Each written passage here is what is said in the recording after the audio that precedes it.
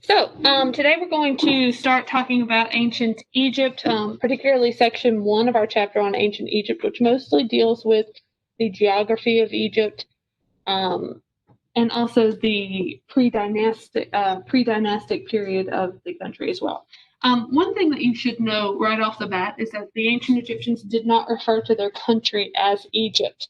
They actually referred to the land as Kemet. That's Kemet. It means the Black Land.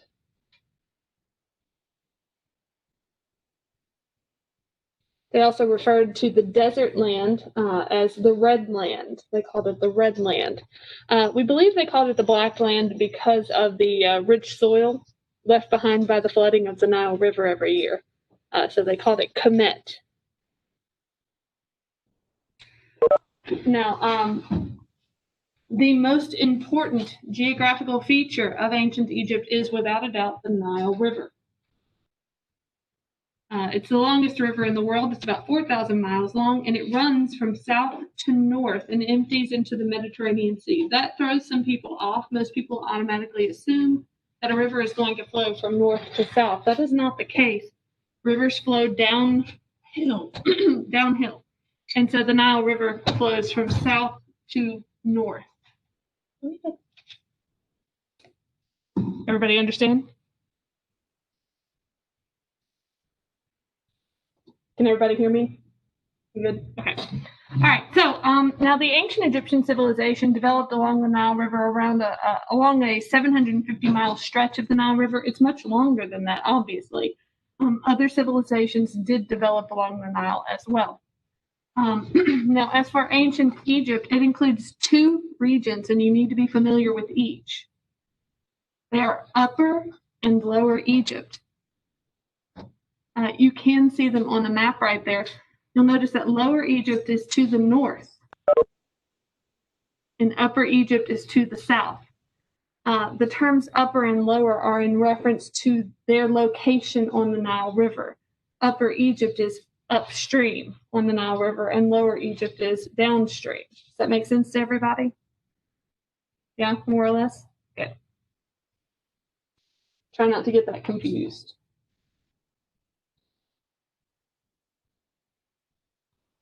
Does everyone see where it says Lower Egypt and it fans out into a sort of triangle of green there towards the north? That is the Nile River Delta. The Delta. Most of their fertile land, most of their farmable land was located in the Lower Egypt region along the Delta.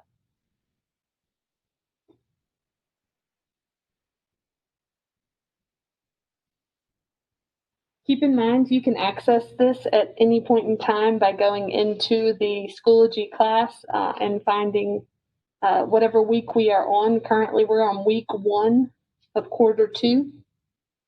If you look in the content folder, you will see a student-paced version of this Nearpod, and you can access that at any point in time, okay? So if you miss something or don't have time to finish taking notes on a section, you're more than welcome to go back through in your own time. Does anyone need more time with this? Got a couple of seconds.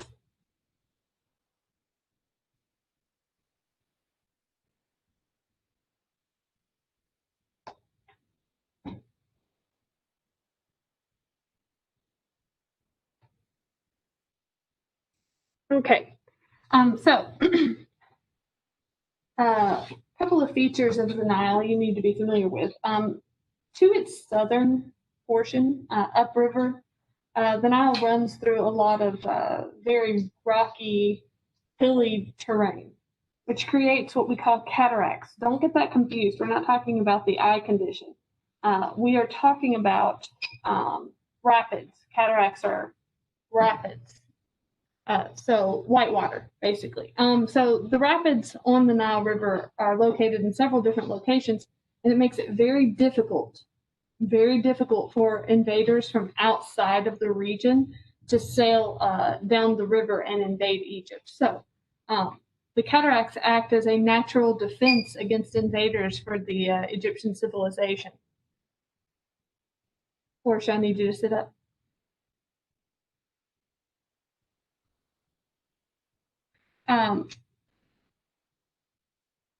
Now, as you get down the Nile River to lower Egypt, it divides into several branches, forming what we call a river delta.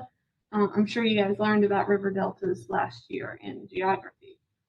It's basically that marshy land at the end of a river where it empties into a larger body of water. In this case, the Nile River empties into the Mediterranean Sea. That's what's to the north of Egypt there.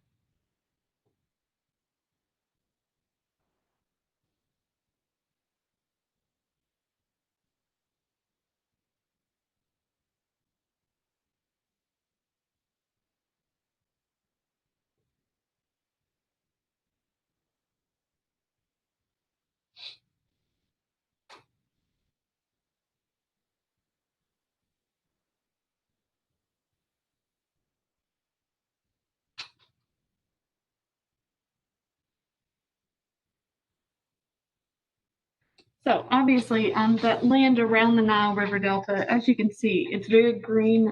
That's very fertile soil. And like I said before, a lot of the farmland of the Egyptian civilization was located in the Nile River Delta. About 2/3 of their fertile farmland was there, in fact. They farmed all up and down the Nile, but there's so much fertile land there that a lot of there were several cities there and a lot of farmland. So, as you guys might have noticed from that map, Egypt is mostly desert.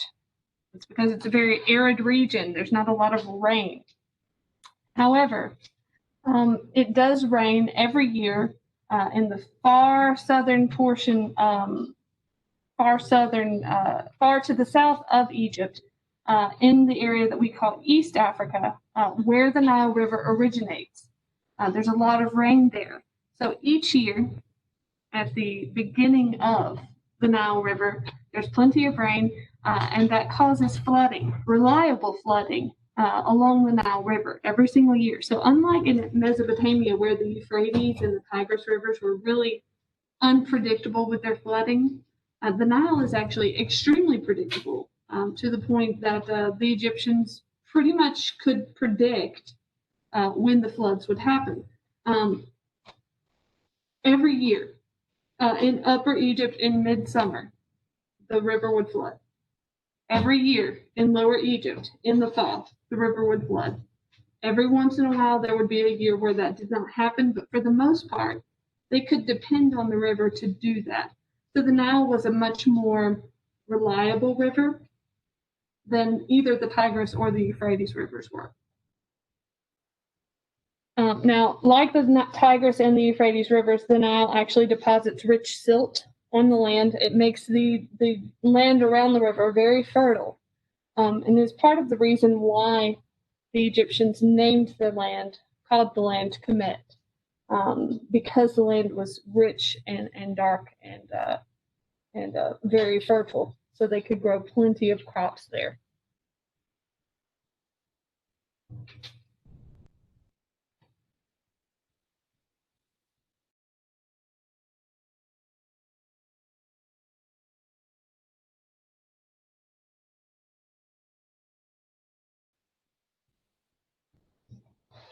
So let's talk just for a minute about early civilizations along the Nile River Valley. First, early hunter-gatherers moved into the region more than 12,000 years ago. It's going to be just about impossible to get an exact date for that. But we know somewhere before 12,000 years ago, they started moving to that area. And for good reason. It's really the only area in the desert region of northern Africa that can support life. The Nile provides water. Lots of plants grow around the Nile. Animals live in and around the Nile, and so it's kind of a source of life in an otherwise very dry, very arid, lifeless region. So it's a perfect place for hunter-gatherers to settle. Then, of course, they learn to farm. They start settling in small villages along the river. They develop irrigation just like they did in Mesopotamia. But there's something else that the Nile River provides to the people of Egypt that you need to pay very close attention to, and this will almost definitely appear on your test. Natural defenses against invaders. I mentioned one already. Cataracts, those rapids along the Nile River, makes it very hard to invade by the river. Another natural defense, the deserts surrounding Egypt. The Sahara is to the west, the largest desert in the world. It's almost impossible to cross, and pretty much was impossible to cross at that point in time in history. And so the desert itself is a major deterrent to anyone who might want to invade Egypt. But there's desert to the east as well. Finally, we have the Red Sea to the east and the Mediterranean Sea to the north. For a very long time, people didn't have ships that could sail across large seas like that. And so the seas themselves are a deterrent against invaders. If you're curious, yes, the Red Sea is the sea in the Bible that Moses split so that the people of Israel could leave Egypt. It's the same sea as in the biblical story. So if you look at this map, you'll see there's only a small portion of land, even there for people to be able to come into Africa from Asia.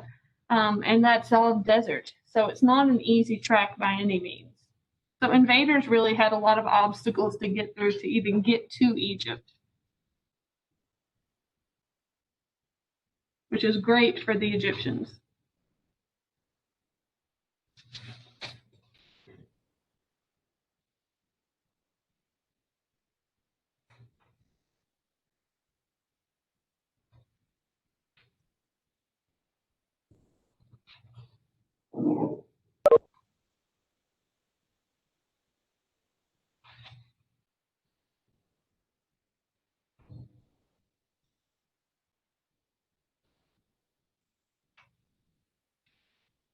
All right, I just want everybody to take a minute and look at this map, study the course of the Nile River, make sure you understand that it does in fact flow from the south to the north and empties into the Mediterranean Sea. Note the location of the different cataracts. Those are the rapids along the Nile River. As you can see, there's quite a few locations where those occur, and so it would be almost impossible to say board a ship or a boat in Kush and then sail up the Nile River into Egypt thanks to those rapids. You can also see in the Nile River Delta where the river separates into several smaller branches. That's what happens in a delta. And so that's why it has that sort of branched out V shape.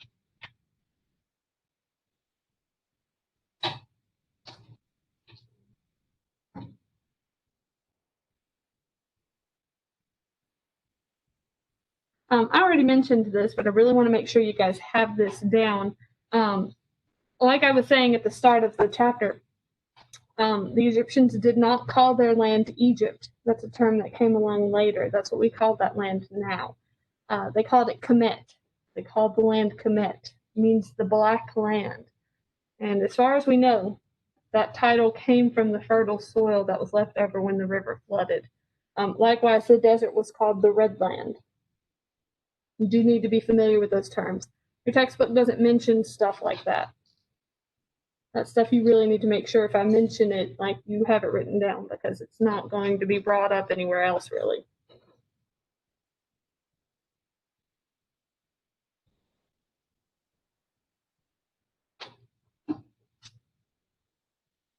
All right, so we're going to spend a few minutes now talking about the very first pharaoh of ancient Egypt. Your textbook refers to him as Menes. That is M-E-N-E-S.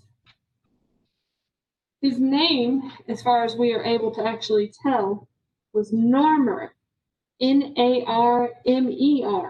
Your textbook does not mention his actual name, possibly because they don't want to confuse you.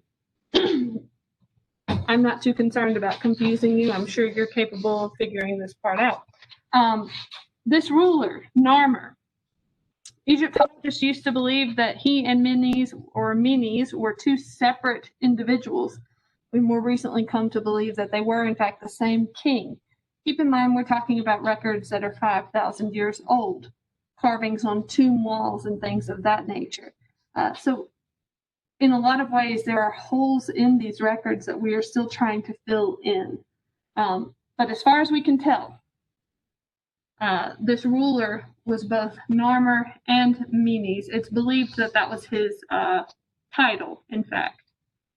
So around 3200 BC, the villages of Egypt had unified into two separate kingdoms.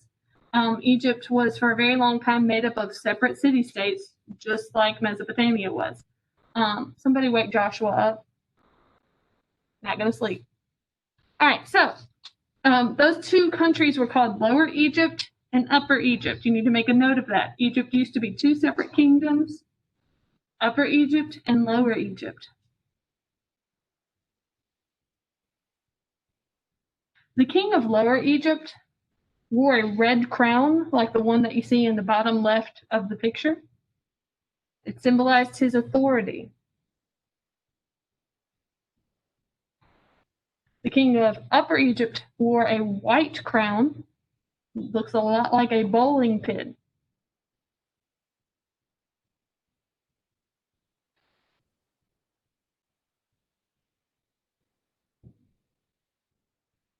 Now, Narmer comes along around 3100 BC, rising to power in Upper Egypt as the king of Upper Egypt, and he's going to unify those two countries in exactly the way you would expect him to unify those two countries. He's going to fight you for it. So he actually takes an army into Lower Egypt and invades, takes over. Now, when he invades, I'd like everybody to look to the right side of the screen where it says double crown. He ends up unifying Egypt, and he combines the two crowns. He becomes the first pharaoh of all of Egypt, and he wears a double crown like the one in the right side of the picture, which represents the crown from both Lower and Upper Egypt, and kind of signifies the unity between those two places, and that he has lordship over both. He and many, many, many kings that came after him continue to wear a double crown like that. So you'll see that depicted often in Egyptian art, wall carvings, tomb carvings, paintings in temples, all of that. You'll see it pretty commonly. So around 3100, Menes rose to power in Upper Egypt. He invades Lower Egypt with an army. He marries a princess of Lower Egypt. Her name was Nephthep. And that helps him to kind of solidify his control over both places. I don't expect you to remember her name or anything, but you should know that he married a princess of Lower Egypt to solidify his power over the region.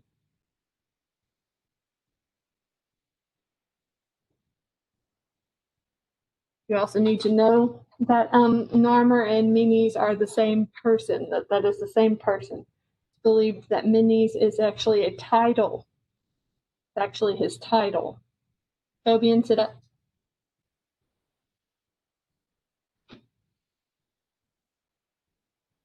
If you look at the picture to the left, that's actually a tablet carving that depicts Narmer wearing the white crown of Upper Egypt,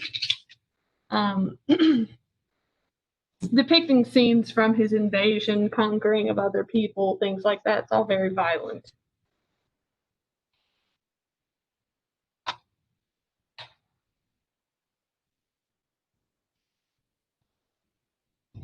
So, a couple of things you need to make sure you take away from this. Narmer is considered to be the first pharaoh. Even though that term came along much later, they didn't really use that word. We refer to him as the first pharaoh. Pharaoh, in fact, means great house. Came to use that because that's the word used in the Hebrew Torah. he created the very first dynasty. Can anyone tell me what a dynasty is? Nicholas? Basically, yes.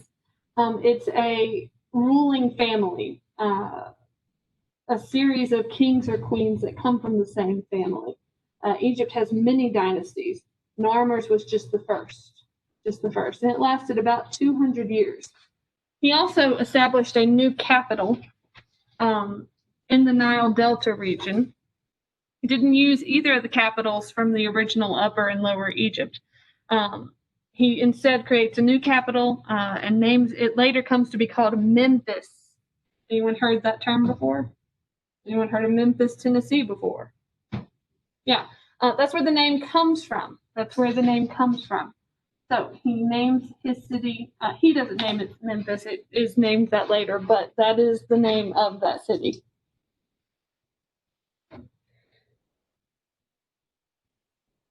And so his family line continues to rule from there for quite some time. The first dynasty lasts about 200 years. Eventually, they are overthrown by another family that will then start what we call the second dynasty. And for the next 3,000 years, power will change hands periodically in Egypt from one family to the next. Does anyone have any questions?